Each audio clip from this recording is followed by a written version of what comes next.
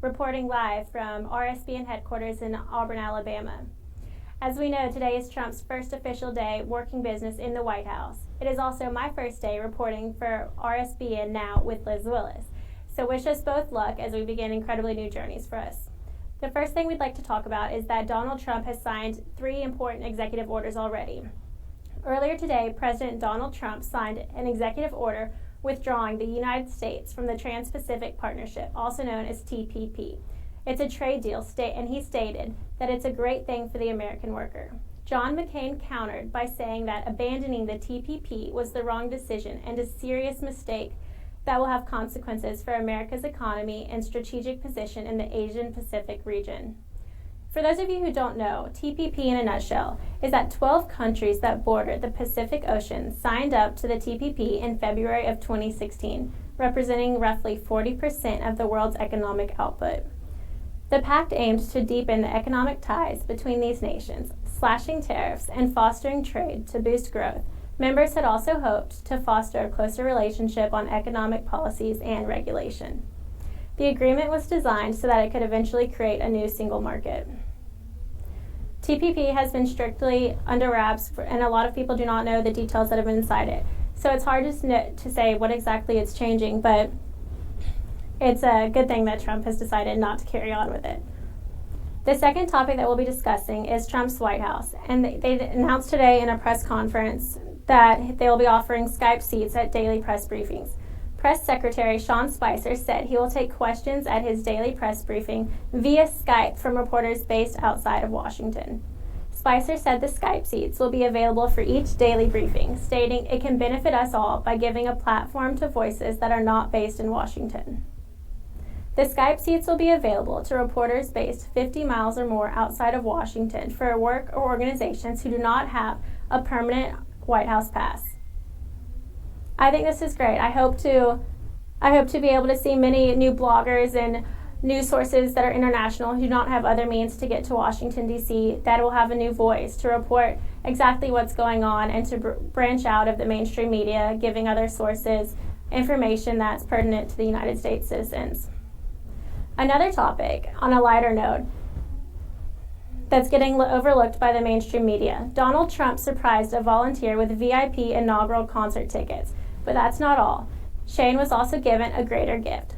Shane Bouvet, a 24-year-old single dad from Illinois, was given $10,000 to help his dad battling cancer. Shane Bouvet was mentioned in a Washington Post article about the hard work he's put in volunteering for Trump's campaign. It raised Trump's awareness, and Trump reached out to him, giving him inaugural concert tickets. He didn't know exactly what was in store. He got to meet Trump, and Trump called Shane and spoke to his dad about cancer, giving him words of encouragement and offered $10,000 to help during his chemotherapy treatments. Now, we'd also like to Skype in tonight with our co-host Steve to talk about the past week during D.C. and what we experienced at the inauguration. Hello. Hey Steve, how's it going?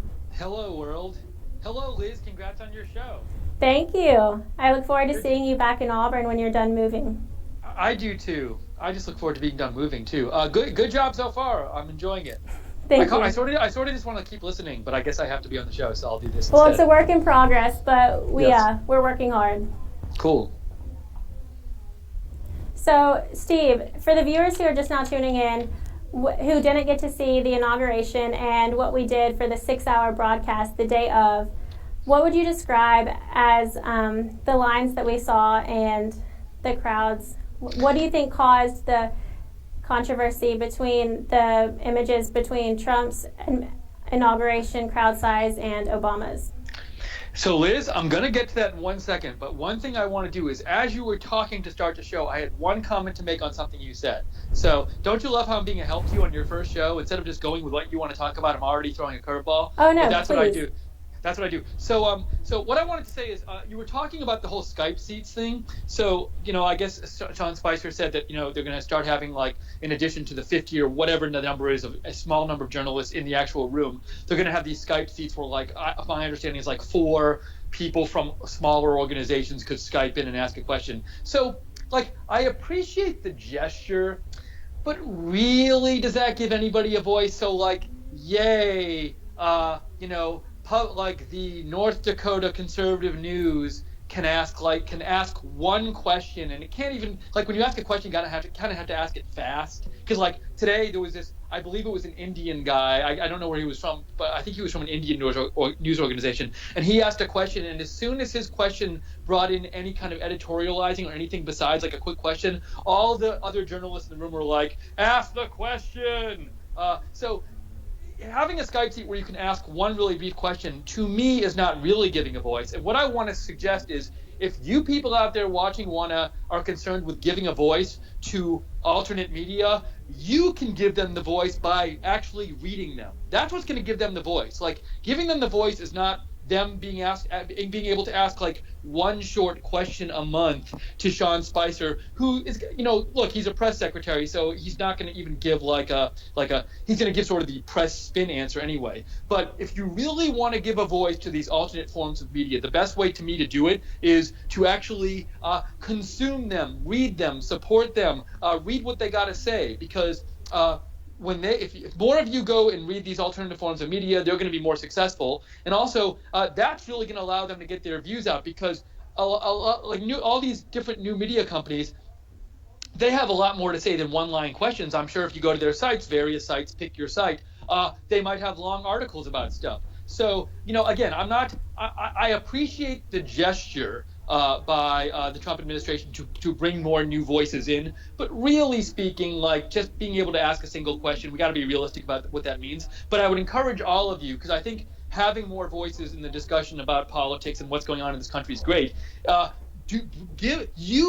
Not just Sean Spicer, you have the power to give them a voice in the own personal press conference going on in your head. I don't know if that really makes sense, that analogy, but I'm saying it anyway. So I would encourage you all to give new media a voice yourself by going out and check out new sites, even ones you think you might not like. Maybe check out like one a day and see what's there. So that was my little it's not a rant, my speech about that point. But Liz, you asked me a question. So Liz, do you still want me to answer that question? Because I've now been talking for so long on your show. I don't want to take away things from you. So do you want me to answer that question that you originally asked? Yes, Steve. Thank you for your thoughts. I always appreciate them, and they help us grow, and they give us something to talk about. I appreciate that a lot. So if for the next part of the show, I just thought it'd be nice for the viewers for us to go over what we experienced this past week at the inauguration, for those who weren't able to attend it and for those who weren't able to tune in maybe at the time. We could kind of just give a summary of what we experienced and, an unbiased truth to what was going on in Washington, D.C. Yeah, so first of all, for those who didn't tune into any of our coverage, what are you thinking? So Liz, so in case people weren't aware, so you and I, along with Cassie and Will, and we're out in the field the whole inauguration week, and we were covering events, and we were walking around D.C., and specifically on the inauguration day, one thing we did is you and I did a live stream where we basically, for like 6 straight hours, went to the street and kind of saw what was going on there. Like, we show what it was like to walk to the inauguration ceremony, what it was like to walk toward the inauguration ceremony, what it was like. We didn't go in, so Cassie and Will were on the inside, we were on the outside, and so we kind of walked around and saw what the lines were like and saw what people were talking about. We interviewed some people. But weirdly, what happened is, and some people might be aware of this, is that we noticed when we were walking around, and people can go to our video and watch this, and if I can remember right, if I was a good journalist, I would have, of course, even committed this to memory or called it up on my screen. But it's something like the live. What was going on in the streets live? I don't know. Someone there, go to the YouTube site for Right Side. You can look up the video. I had a hard time finding it today too. We just posted so many videos that week, and there's a lot to get through. It's a 5-hour, 45-minute video from 3 days ago. It's the only one of that kind, and the screenshot is of people crossing the street or walking on the street. But anyways, we walked around for 6 hours, and one of the things that happened in the video is we started noticing when we got close to the mall these incredibly long lines of people. And we just were kind of stunned that the lines were so long and that they weren't moving at all. And when we started talking to people, we realized these were the lines to get into the mall. One line was for people with tickets and one line was for people without tickets, both who were allowed entry at different places. But that was just one part of our video that we did, and then we did a bunch of other stuff. And then that night, though, this whole kind of controversy about how many people were at the inauguration blew up. The media, it was like the top story in the media everywhere.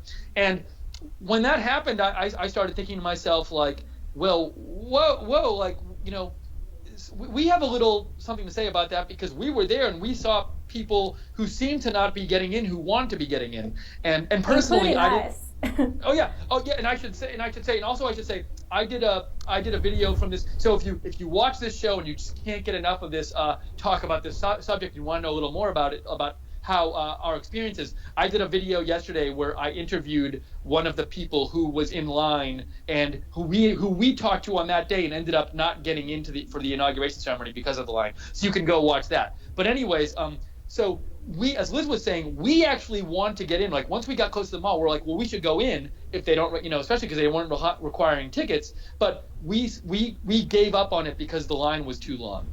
So we didn't get in because the line was too long. And then when I watched the coverage of this controversy, all the coverage in the mainstream media was like, who's right? Is it the Trump people or the Obama people who say, like, Obama's inauguration in 2009 was way bigger? Is the Trump people who say, like, no, this was just the same or more amount of people were at this inauguration than were at the Obama inaugurations. And one thing they just and so I didn't want to dispute, because I've seen some of the photographs and stuff, and I've seen the statistics about, like, how many people were on public transportation.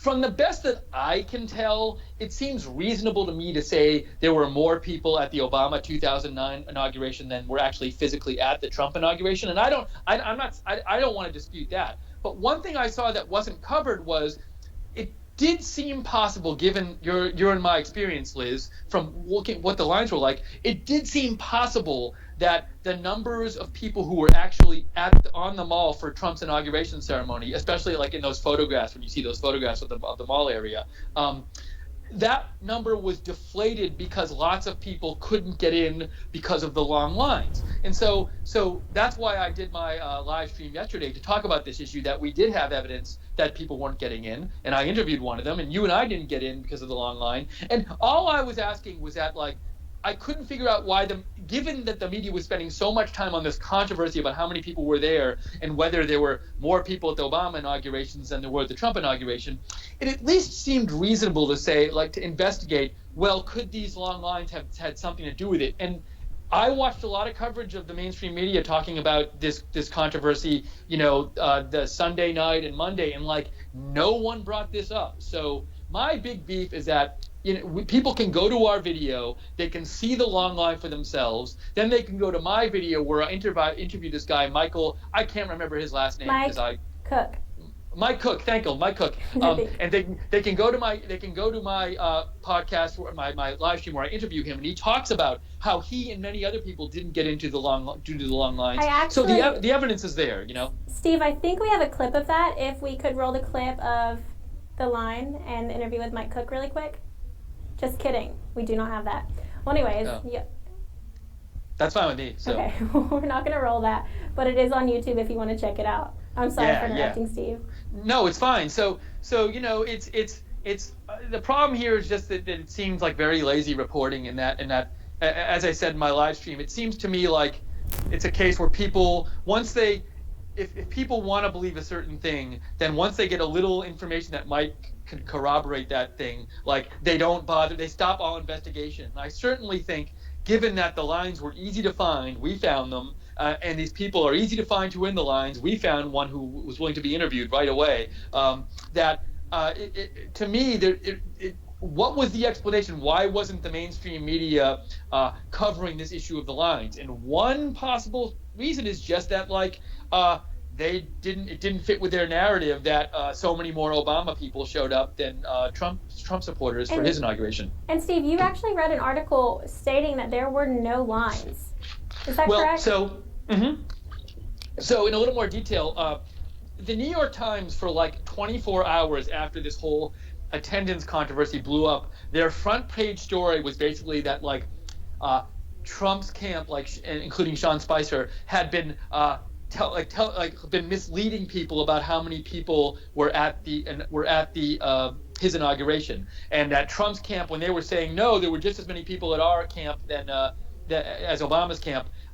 They were wrong about that. And also, like, Sean Spicer, so specifically Sean Spicer, I believe, in his press conference on Saturday, said something to the effect of, well, the tightened security was one of the factors that could have kept attendance artificially low.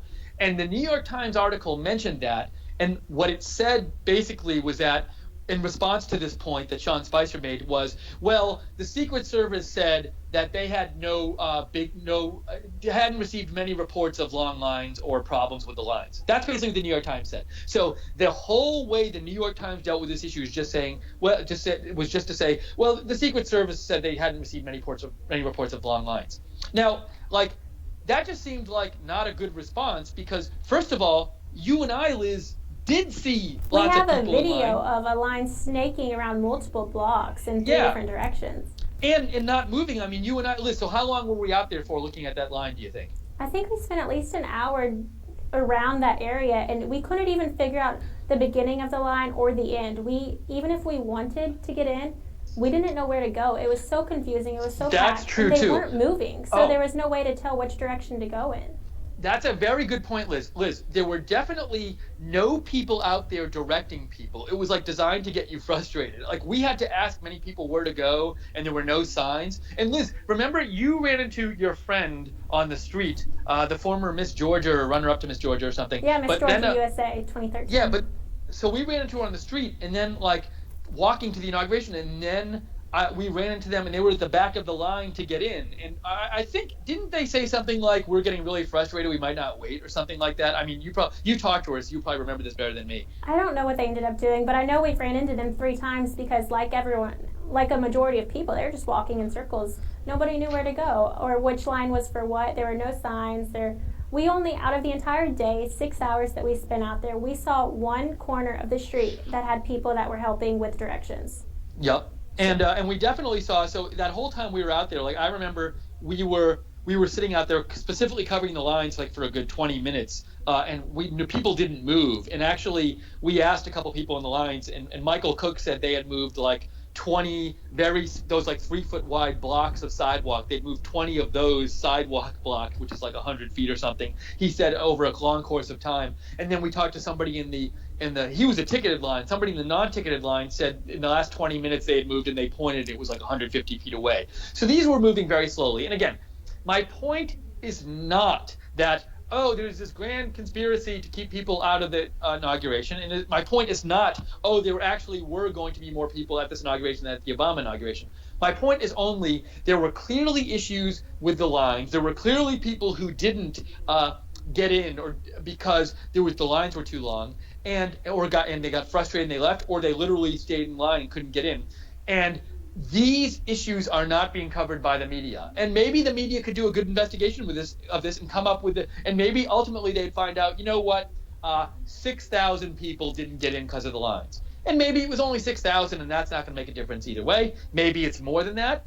Somebody could do a story about what the security was like this time compared to last time. So, for example, in his press conference today, Sean Spicer did, I believe, mention something to the effect of there wasn't the kind of fencing in previous inaugurations that was up as opposed to this inauguration. So, Liz, you remember the entire mall was fenced off, and there were only these little places at long intervals in the fence that people could enter. Do you remember when we saw that one place that people entered?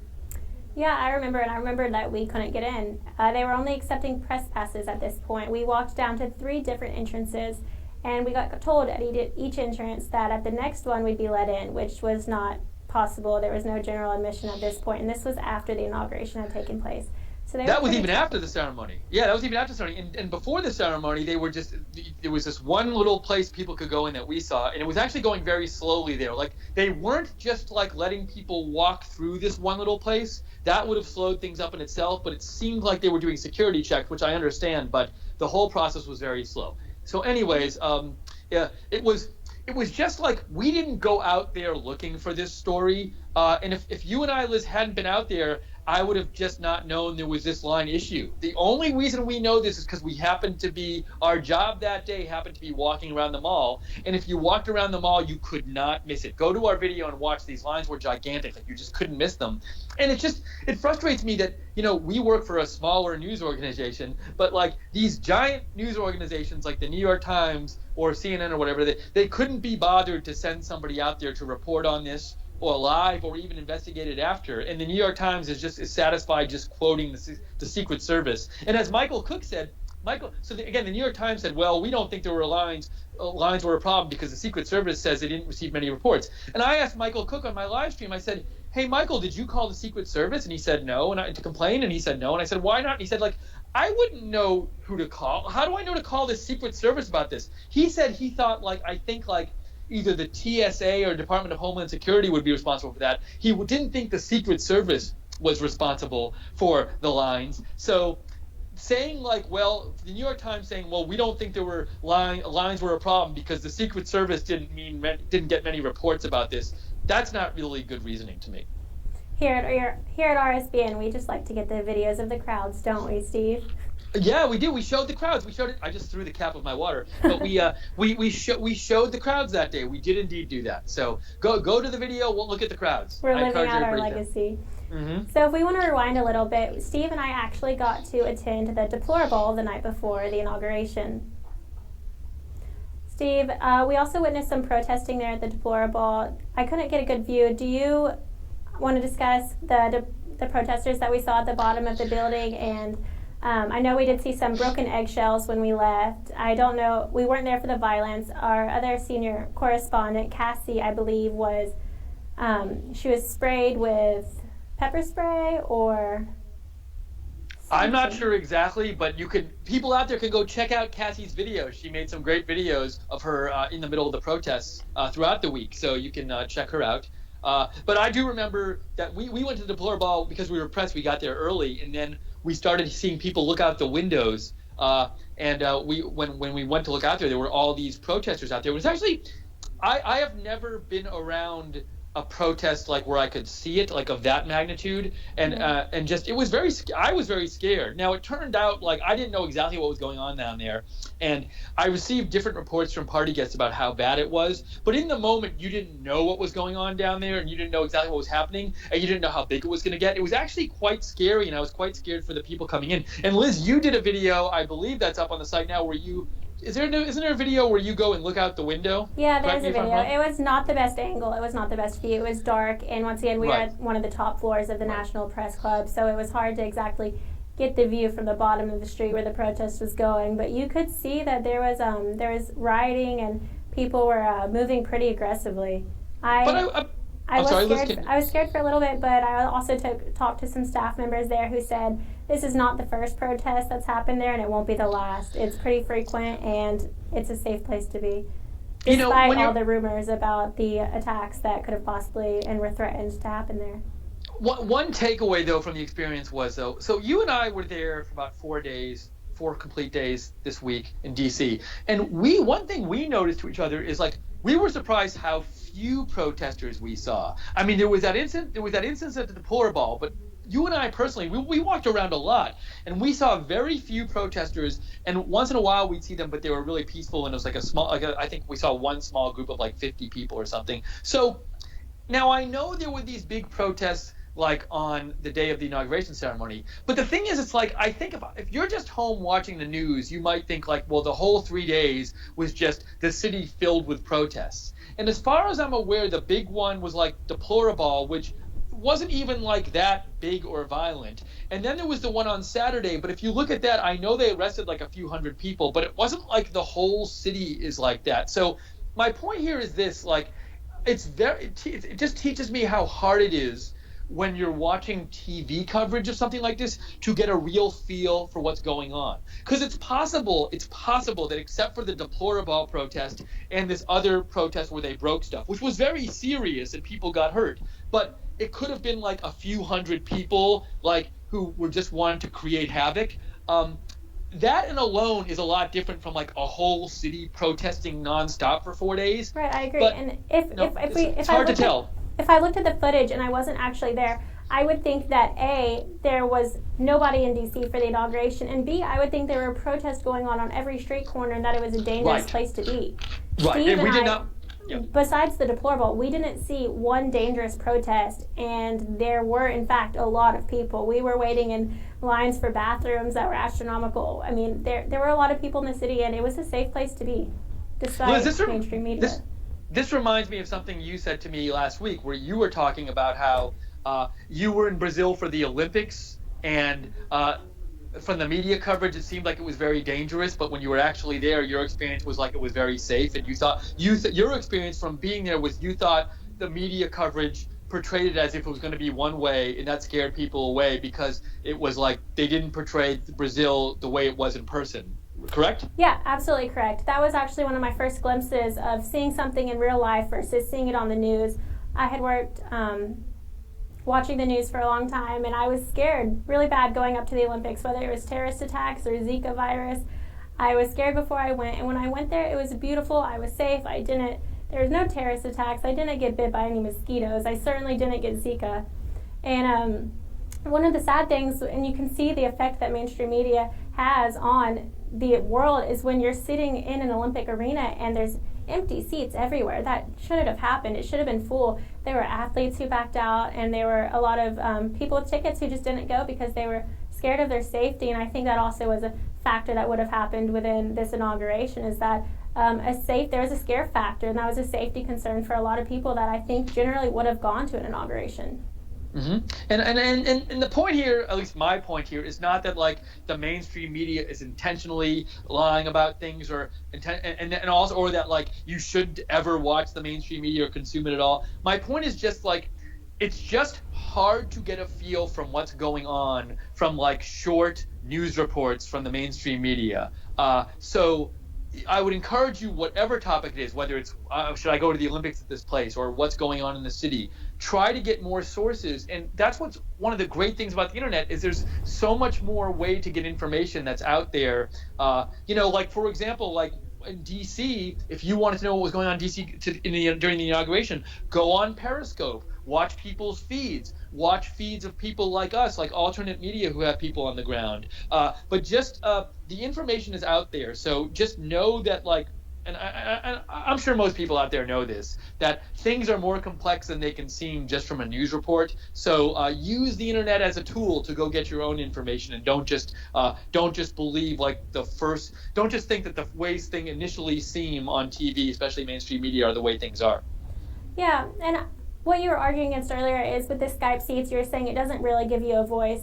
But to me, I think it does. I think it's a step in the right direction where the administration is breaking the norm. They're no longer just giving it to the 49 select reporters and press who get to sit in that room. They're allowing 4 seats for Skyping in, and that's the beginning of something new. Hopefully they'll branch out and they'll give some more passes to people that would like to be at the White House press briefings and people that deserve to be there, people that want to report honest news. I think it's a great step for bloggers, internet sensations, and people internationally who just don't have the means of getting there. And it gives them that sense of credibility that'll be able to give them a voice and step up. Yeah, I think that those are all really good points, Liz. And I agree. It's an important symbolic gesture, and it gives them credibility. And it's like you can only change so much. And a lot of those rules, I'm sure the reporters who have previously been in that room are just freaking out over this. So while it's not like the biggest change, even the littlest changes in something that where the rules are normally so fixed are really important. So I think that's a fair point you make. I mean, it's day one. It was some of the beginning of the changes he's made, and I'm looking forward to seeing what type of changes he continues to make, especially regarding press and being at his White House briefings. Mm-hmm. Me too. All right, Steve. Well, thank you for tuning in with us tonight with Right Side Now. We really appreciate it, and we look forward to talking to y'all tomorrow. Have a good night. Oh, and Liz, before you go, if they didn't cut you off yet, I want to know, if I'm watching your show and I want to follow you on Twitter, where do I go? Tell me, Liz. I don't know. You can follow me. I love this person, Liz. I want to follow her tweets, but I don't know. Where can I get them? We love you too, Steve. You can follow me at _Liz Willis, and you can follow Steve at Lookner on Twitter. You can message us, tweet us. We'd love to talk to you and get back to you. If you have questions that you'd like answered on these TV shows and broadcasts, please tweet them to us, and we'd love to hear your opinions and your thoughts. Thank you, and have a good night.